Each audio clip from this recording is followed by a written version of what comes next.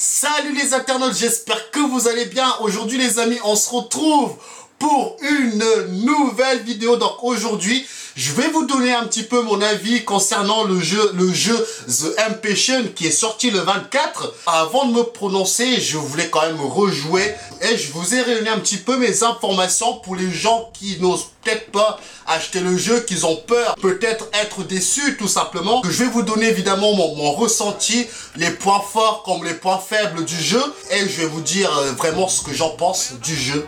Donc le jeu se déroule, dans un asile psychiatrique. On se réveille, on est directement assis dans une chaise et là il y a un docteur qui arrive, qui va nous bombarder de questions et le but de ces questions là c'est vraiment de se rappeler qui on est tout simplement. Mais malheureusement dans le jeu on n'arrive pas à se rappeler qu'est-ce qu'on fait là, comment on s'appelle, qui on est. Tout le jeu va se dérouler vraiment dans cet univers de vouloir se rappeler un petit peu pourquoi on est là, qui on est et aussi comprendre l'histoire un petit peu de cet asile parce que ça se déroule dans un asile psychiatrique. Une fois qu'on a répondu aux questions du docteur, il y a un employé qui vient nous chercher et qui nous emmène dans notre chambre. Quelques minutes après, on a un voisin qui me rejoint dans cette chambre et on va dialoguer, on va essayer de, moi je vais essayer de savoir des choses sur lui. Il va me poser des questions, d'où je viens, qu'est-ce que je fais là. Au fil du temps qu'on va avancer dans le jeu, on va être amené à avoir des flashbacks qui consistent tout simplement, dès qu'on voit un objet qui brille, dès qu'on le prend et qu'on regarde, on va être amené à avoir des souvenirs qui a été oublié et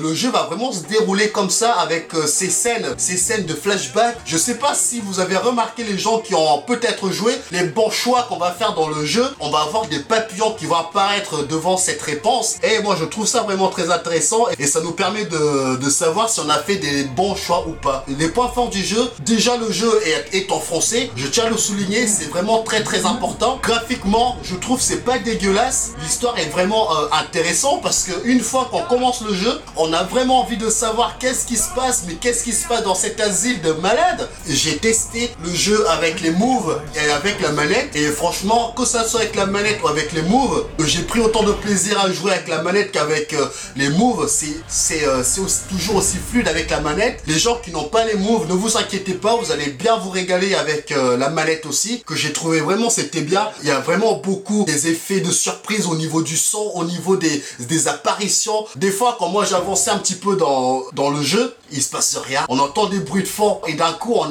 a quelque chose, il y a un personnage ou quelque chose qui apparaît devant nous comme ça. Et avec le son, on est vraiment pris au trip, on sursaute tellement, on a vraiment cet effet de surprise. Et moi je trouve que là-dessus ils ont vraiment bien joué. Là je vous dis un petit peu les points faibles, mais attention, moi j'ai pas encore fini le jeu. J'ai vu un petit peu ce que les gens pensaient un petit peu sur les réseaux sociaux et apparemment le jeu c'était 3 heures de jeu à fond, vraiment si on joue à fond. Moi personnellement ça me dérange pas que le jeu soit 3 heures, 4 heures, 10 heures, tant que je m'éclate dans le jeu. C'est sûr que c'est toujours mieux d'avoir un jeu qui est vraiment long, qui est vraiment plus long que 3 heures, mais je trouve que une fois qu'on est immergé, une fois qu'on se régale, moi je regarde pas le temps d'heure quoi, tout simplement. Je trouve aussi que ça manque un petit peu d'action dans le jeu, c'est que des fois on est amené à se promener dans l'asile pendant 1 à 2 minutes, il se passe rien et je trouve que c'est un peu dommage que pendant ce laps de temps il y a vraiment rien qui se passe, on est vraiment là à chercher et je trouve que c'est un peu dommage.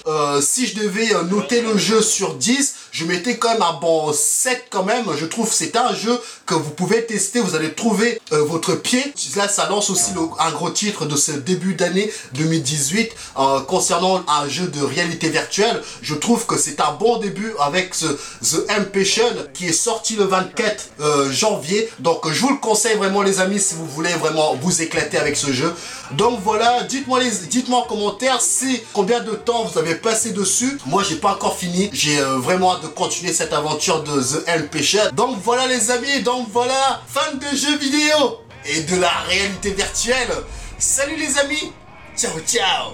Et les internautes, si jamais cette vidéo t'a plu, n'hésite pas à liker, à commenter ou à partager cette vidéo. Ou sinon, si t'as un peu le temps, t'as d'autres vidéos qui vont s'afficher là.